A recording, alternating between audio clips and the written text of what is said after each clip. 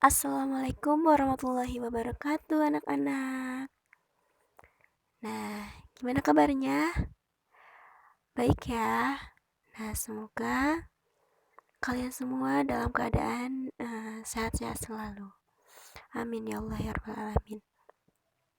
Nah, pada kesempatan kali ini Ibu akan membahas mengenai sistem perkembangbiakan pada hewan atau reproduksi pada hewan. Nah, karena sebelumnya anak-anak sudah mendapat materi yaitu reproduksi pada tumbuhan, kita dilanjut kepada materi reproduksi pada hewan. Oke, sama ya seperti tumbuhan, hewan juga mengalami perkembangbiakan pada hewan terjadi baik secara aseksual atau tak kawin maupun secara seksual ataupun melakukan perkawinan. Nah, biasanya hewan tingkat rendah itu yang bereproduksi secara seksual dan aseksual, sedangkan hewan yang tingkat tinggi hanya bereproduksi secara seksual saja. Oke, di sini Ibu sudah menyiapkan mind map. Kita akan membahas tentang sistem perkembangbiakan aseksual atau tak kawin pada hewan, yaitu diantaranya ada pembelahan biner, kedua ada spora, pembentukan tunas, fragmentasi, dan partenogenesis. Nah, yang kedua kita akan membahas tentang sistem perkembangbiakan seksual atau kawin pada hewan, yaitu kita akan mengetahui apa fertilisasi internal dan eksternal, dan diantaranya yaitu ada cara perkembangbiakan vivipar atau beranak, ovipar atau bertelur, dan ovovivipar yaitu bertelur dan beranak. Nah, baik anak-anak, yang pertama ada sistem perkembangbiakan aseksual pada hewan. A. Pembelahan biner. Nah, pembelahan biner ini terjadi pada makhluk hidup bersel satu ya, yaitu dari golongan Monera atau protista dan protista juga. Nah, pada pembelahan biner ini ciri-cirinya yaitu dari satu individu ini membelah secara langsung menjadi dua sel anak. Nah, ini contohnya ada pada pembelahan tipe membujur yaitu pada Euglena. Baik, selanjutnya B ada spora atau ini sporulasi ya, atau pembentukan spora. Ini merupakan proses pembelahan ganda atau pembelahan multipel yang menghasilkan spora. Nah, misalnya contohnya ini ada pada Plasmodium, yaitu penyebab malaria pada fase oosit.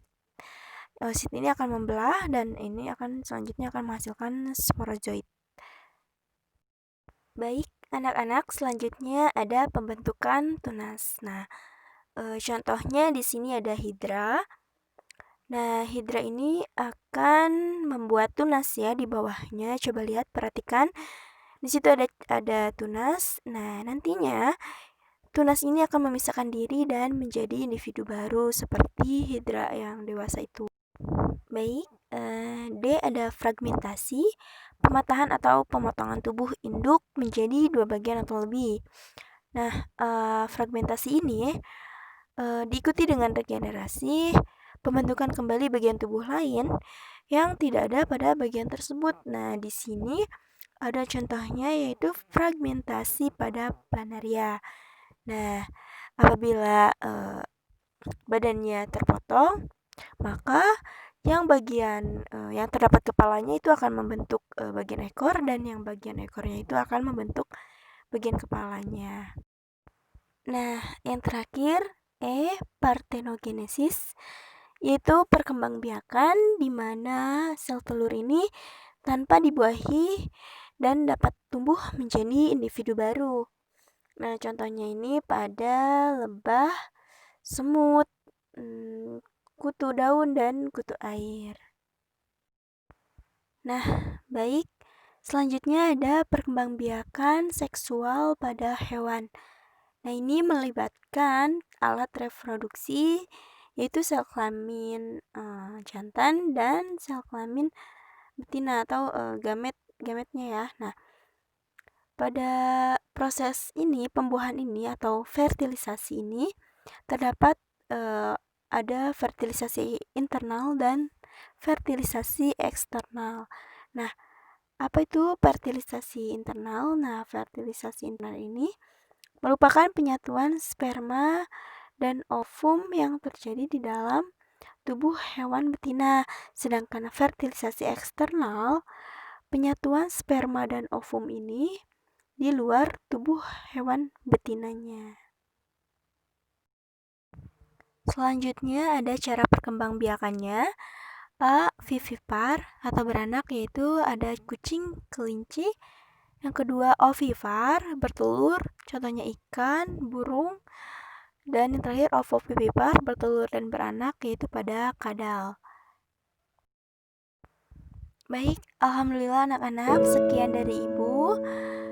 Semoga ilmunya bermanfaat dan jangan lupa tugasnya untuk dikerjakan dikumpulkan saat luring. Terima kasih. Wassalamualaikum warahmatullahi wabarakatuh. Kita